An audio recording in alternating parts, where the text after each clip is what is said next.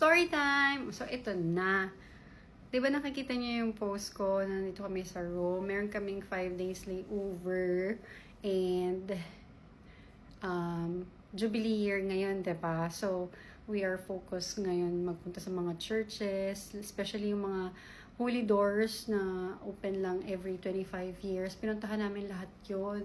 I'm with one crew. She's Indian but she's Catholic. So, we managed to visit every churches that we need to visit. Tapos ito na, syempre, 4 days na kaming pabalik-balik sa city. Medyo malayo kami sa city eh. Yung hotel namin, let's say 45 minutes away sa city. Pero, madali lang naman yung transport naman. Wala namang problema. Ito na. Ang friend, ang crew, medyo nalulubat na kasi nga naman 4 days na, 'di ba? So tomorrow hindi na kami syempre maglalabas, pahinga na kasi flight na namin. So work mode na tomorrow. Tapos yung last naming na visit kasi 4 yon, yung four holy doors na open. Yung isa is yung sa Vatican, yung pangalawa is yung ano nga yun? Babasahin. Saint John Laterans. Saint John. Tapos, yung isa, ang sumunod namin visit na church is yung sa Saint Mary Majors. Ang huli naming binisita na church is yung Holy Door of Saint Paul's outside walls. Yung part pala na yung side ng, ano na yun, yung parang dadaanan ng mga bus, yung mga station ng bus doon, is yung mga parang mga locals, hindi na siya yung tourist area. Tapos, meron akong na-vibe doon sa station na yon before kami sumakay. May mga bagets. Tapos, nung palapit na kami doon sa antayan, doon sa kung saan yung pwesto for yung waiting ng bus, narinig ko yung isang bata, sabi niya, in their language, Italian, don't know. Tapos, parang tinawag niya, parang, hoy, si ano? Parang sumisenyas, I don't know what, or because, pero hindi ko pag-isipan, kasi ang isip ko, baka, ito na yung bus natin, next na, or what, or dito ka lang, kasi, darating na yung bus natin, pwedeng ganon. So, hindi ko masyadong pinansin. Then, dumating, 2 bus dumating. So, yung isa hindi namin yung bus. Yung second ang bus namin. So, ito na. Papasok na kami. Nauna yung crew, yung friend, yung kasama ko. Tapos, yung mga bagets nauna sa kanya. Ang weird kasi, yung si Bagets 1, pumasok siya wearing white shirt. Okay, I will just describe. Wearing white shirt, white sweater. Tapos, sumunod sa kanya yung isang bagets na girl. Lahat sila girls eh. Na naka-black sweater. Tapos, itong si black sweater, humarang siya sa doorway. So, hindi makapasok ngayon si crew, si friend na papasok. Nasa likod niya ako. So, itong si friend ko, syempre, tired na siya sa lahat ng tapos, meron pa siyang iniindang something. So, medyo yung kanyang, is wala na sa focus. So, syempre, alam niyo yan, sa lahat naman nakakakilala sa akin, medyo, ang instinct ko, malakas sa ganyan eh. So, ito na, sabi ko, bakit hinaharangan nung naka-black sweater yung friend ko?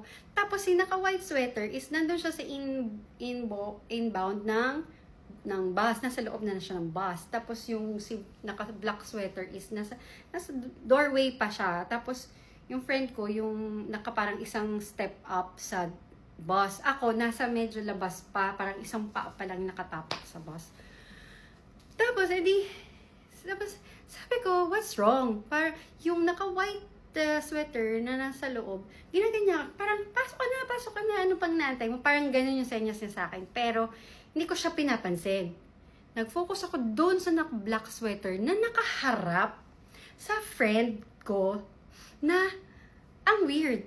Why you have to stop there? If you're really going like somewhere na sasakay ka talaga ng bus, papasok ka. Hindi ka haharang sa pinto, di ba?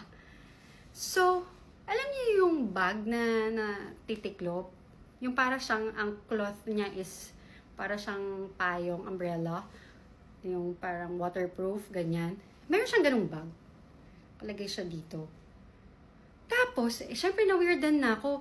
Medyo kasi ako, syempre nahihiya ako na magpakialam ng ibang gamit, ng gamit ng iba. So, pero, hindi, nilakasan ko na yung loob ko, kinapalan ko na yung mukha ko. Ginanon ko yung bag na yun. Meron pa pala siyang isa pang bag sa loob ng that bag. So, it's like ready bag pag may pinasok. So, yung kamay, paano ko ba-explain? So, ito may bag. Yan. Tapos may cover na bag, yun nga yung natutupi na bag. So, nung tinaas ko yun, yung bag niya na nasa loob, open siya. Tapos, yung kamay niya nandun na sa bag nung crew. Siguro, natagalan siya sa pagbukas ng zipper. Tapos, kukunin niya yung bag. Ay, sinasabi ko sa inyo, hinawakan ko yung, why you're holding her wallet like that? I was like, sumisigaw ako, friends. Sumisigaw ako sa bus, sa loob ng bus. Tapos yung friend ko, syempre, wala pa pala siyang kamalay-malay. Akala niya, nakikipag-away ako sa bus. Hindi niya alam na I just saved her wallet. Wala pa siyang ka-idea kasi nga, gets ko naman, pagod na. Pero kasi ako, parang, alert ako sa ganyan. Ang instinct ko, alam niyo yan, yung kwento sa resource world ko, alam niyo yan. Tapos, ito na. Story time ba yun? Okay. Yun na nga. So, ito na. Nung nagwawala na ako, lahat na ng mga tao nakatingin. Pagtitinginan na kami pero main focus nila na si girl, si Crow, na parang pinag-usapan nila in their language na ito siya, muntik na siyang matanakawan, ganyan, bla bla bla. Tapos, hindi sila tumitingin sa akin.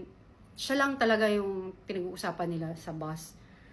Tapos, wala pa pala siyang, sa ulirat na, oh God, nahawakan na pala yung wallet ko. Then, medyo nakahinga-hinga na siya, paglabas na namin ng bus. Kaka lang siya nakahinga na, ano ba talaga yung nangyari? Ganyan, Tapos, nung sinabi ko sa kanya, alam mo ba, yung wallet mo, kasi tinatanong ko siya sa bus eh. Sabi ko sa kanya, ano bang importanteng laman ng wallet mo kung hindi yan nakita? Kasi, siguro 1 second lang na miss natin yun, wala na yung wallet mo. Sabi niya, wala naman, ID lang, ganyan. Tapos binuksan niya, may mga dollars, may cards. Tapos sabi ko, sabi mo sa akin, wala. Tapos ngayon, mamaya ka iiyak kung nakuha yan. Anyways, yun na. Yung naalala niyo yung naka-white shirt. Nung lumabas na sila, yung mga bata, kasi hinawakan ko yung batang naka-black shirt eh. Doon sila, panic sila, baba silang lahat. Yung mga girls na yun, meron pa sa labas, hindi na pumasok. Siguro, watch out lang or whatsoever, hindi ko alam. Tapos, yung naka-white, umacting, pasarap niya, sampalin, pak. Doon sa mismong pintuan, kung saan di pa nakbukas yung door ng bus, nandun siya sa may kalsada. Ganyan siya pala, nakita ko yung face niya, sarap niyang batuin.